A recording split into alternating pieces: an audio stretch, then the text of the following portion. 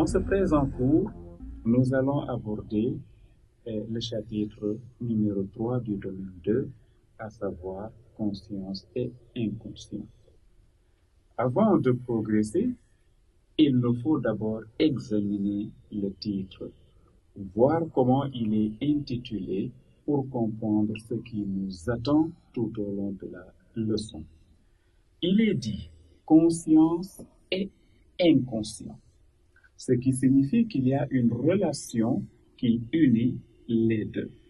Dans certains ouvrages, vous verrez même cette dénomination. On dit de la conscience à l'inconscient.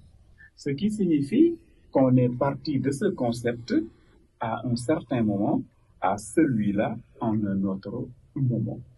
Qu'est-ce qui fait que l'homme soit au départ considéré comme un être de conscience, plus tard comme un être qui est majoritairement dominé par l'inconscient? Nous allons répondre à ces questions. Il faut ainsi partir de la définition de l'homme. L'homme considéré comme un être conscient ou bien un être raisonnable. Ou, si vous voulez, on peut abandonner l'adjectif et dire un être doté de raison. Donc, considérer que l'homme est un être doté de raison revient à dire qu'il consulte cette faculté pensante en toute chose avant d'agir.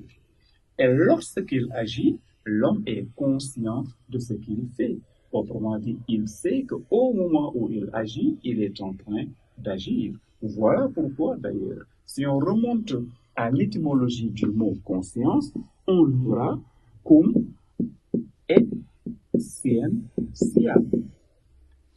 Cum, en latin, signifie avec ou bien accompagné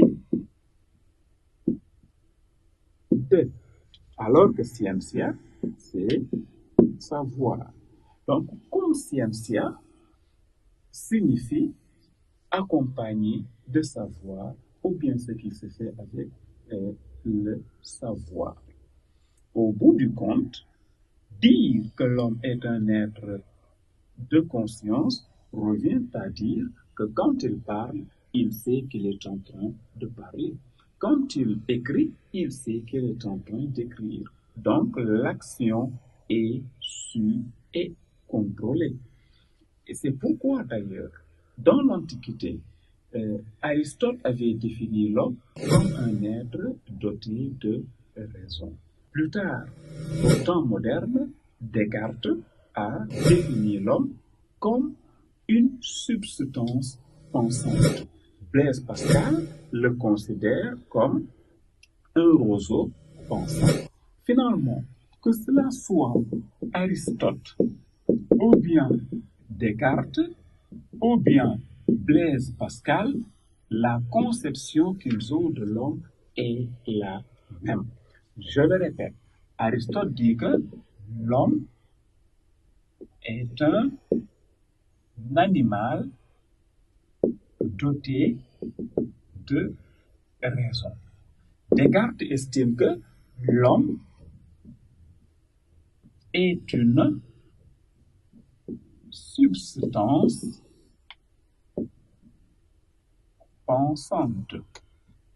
Enfin, pour Blaise Pascal, l'homme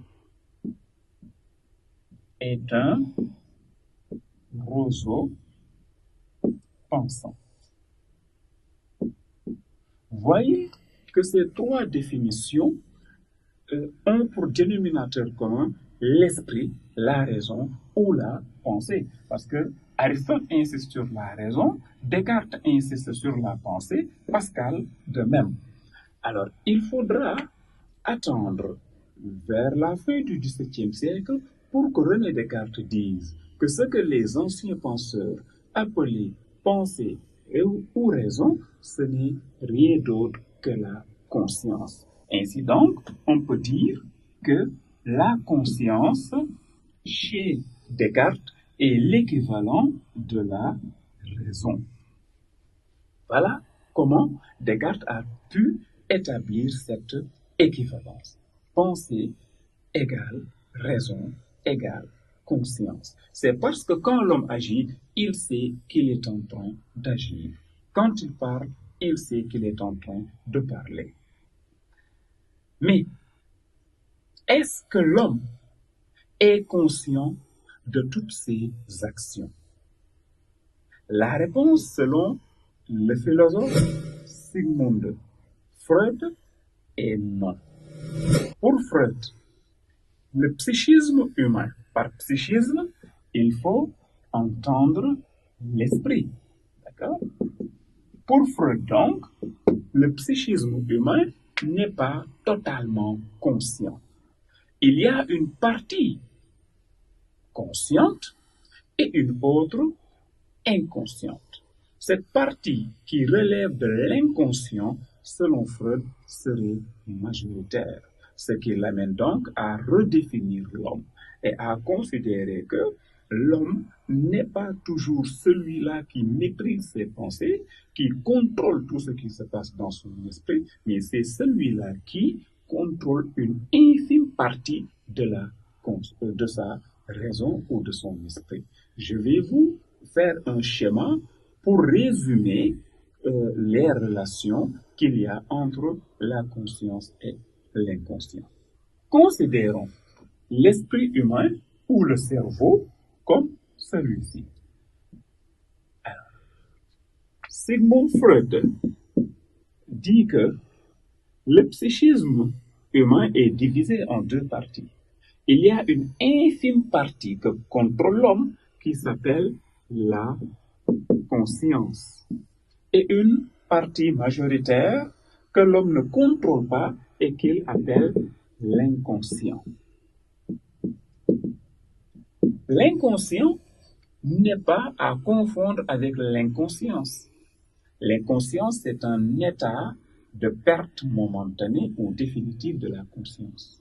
Alors que l'inconscient est une partie du psychisme humain qui emmagasine les souvenirs et sentiments éprouvés depuis l'enfance et qui poursuivent l'homme.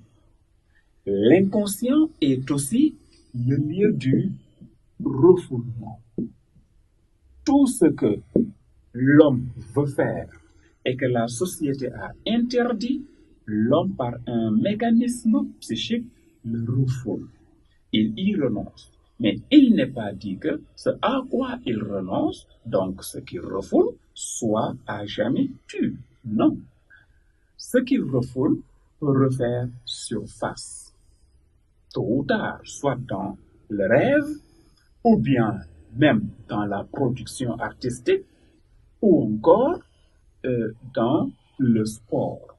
L'essentiel est que l'inconscient joue des tours à l'homme. L'inconscient stocke des désirs, des passions et des pulsions et veut les exprimer à tout moment. Et c'est dans cet inconscient-là que sont emmagasinées toutes les pulsions sexuelles. C'est la partie la plus animale de l'homme, la partie la plus obscure. C'est ce que Freud assimile au ça. C'est de là que proviennent les pulsions sexuelles. Alors, l'inconscient ou le ça veut exprimer ses désirs sexuels, mais le moi et le surmoi vont jouer le rôle, l'un de gardien, l'autre de censeur. Au bout du compte, tous nos désirs qui viennent de notre inconscient ne sont pas forcément réalisables parce que le moi et le surmoi s'y opposent. Pour des détails, je vous donne plus tard rendez-vous dans le forum de discussion. Ainsi, nous allons amplifier les explications et j'entrerai dans les moindres détails pour vous montrer que l'appareil psychique est beaucoup plus complexe parce qu'il faut parler du moi, du surmoi et du ça. Il faut aussi parler de la sexualité infantile qui se fait en 3 phases, telles que le stade oral, le stade anal et le stade phallique. Voyez-vous? Donc, pour l'instant, nous nous contentons de ce passage de la conscience à l'inconscient.